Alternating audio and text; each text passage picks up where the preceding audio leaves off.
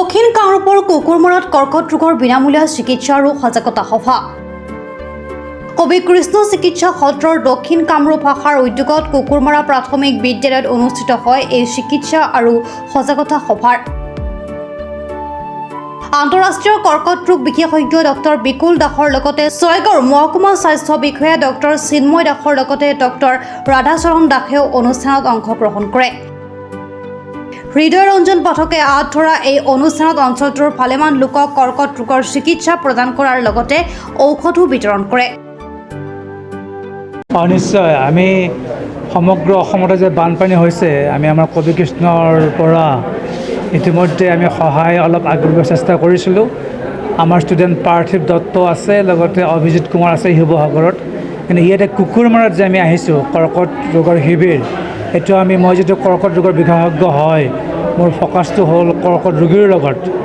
আৰু কুকুৰমৰাত আমি এইবাৰ প্ৰথম অহা নাই, প্ৰথম আহিছিলোঁ 2007 চনত, তাৰপিছত 2013 চনত, আৰু তেতিয়াৰ পৰা আমি 2010 চনত আহিছিলোঁ।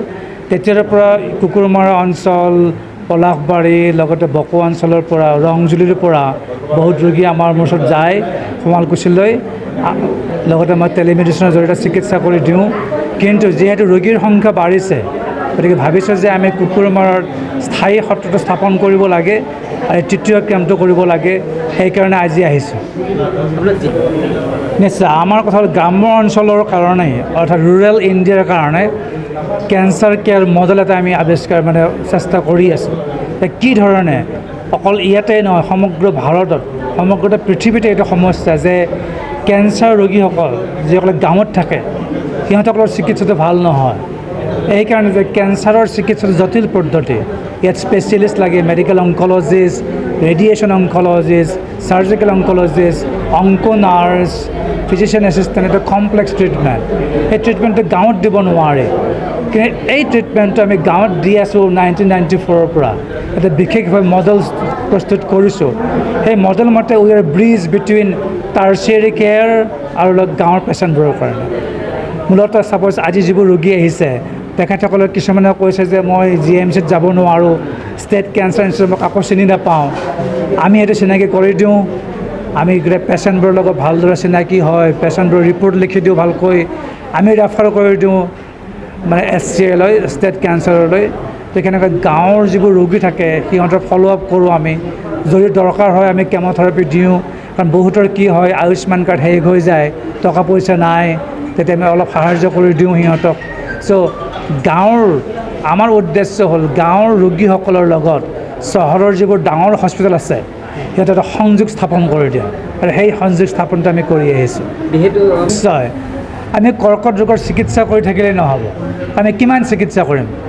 অসমত কিমান হস্পিটেল হৈছে, তথাপি ৰোগীৰ সংখ্যা বাঢ়ি আছে। চ' কৰ্কটৰ মেক্সিমাম ৰোগ অসমত হয় গলৰ কেঞ্চাৰ, মুখৰ কেঞ্চাৰ, আৰু লগতে ব্ৰেষ্ট কেঞ্চাৰ। প্ৰায় 80% কেঞ্চাৰ হয়। 100জনৰ ভিতৰত 80জনৰ এই 3টা কেঞ্চাৰে হয় বেছিভাগ অসমত। লগতে লাংগিকে আমি সজাগতা কৰিলে আমি সেই ৰোগীবোৰক যদি প্ৰথমতে আৰম্ভণিতে ধৰিব পাৰোঁ, তেতিয়াহ'লে আমি হয়তো কেঞ্চাৰটো বহুতখিনি নিৰ্মূল কৰিব পাৰোঁ।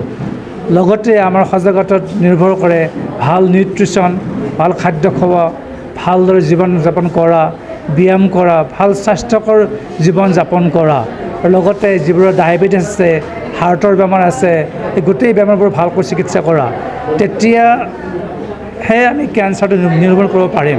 এই গোটেইখিনি আমি সজাগতা সভাত ধৰি লওঁ। ছয়গাঁৱৰ পৰা আহমদ আলীৰ ৰিপৰ্ট, প্ৰাতঃ টাইম ডিজিটেল। শদিয়াৰ পৰা ধুবুৰীলৈ, বৰাকৰ পৰা ব্ৰহ্মপুত্ৰলৈ সকলোৰে মাজত চিনাকি এটা নাম প্ৰাতঃ টাইম। থলুৱা ভাষা, কৃষ্টি আৰু সত্য বাতৰিৰ আধাৰত প্ৰতিষ্ঠিত খবৰ প্ৰাতঃ টাইমৰ প্ৰতিটো বা বাতৰি পুংখানুপুংখভাৱে চাবলৈ Facebook, YouTube, website, Twitter, Instagram আৰু ব্লগাৰ পেজত লাইক আৰু ফ'ল' কৰক।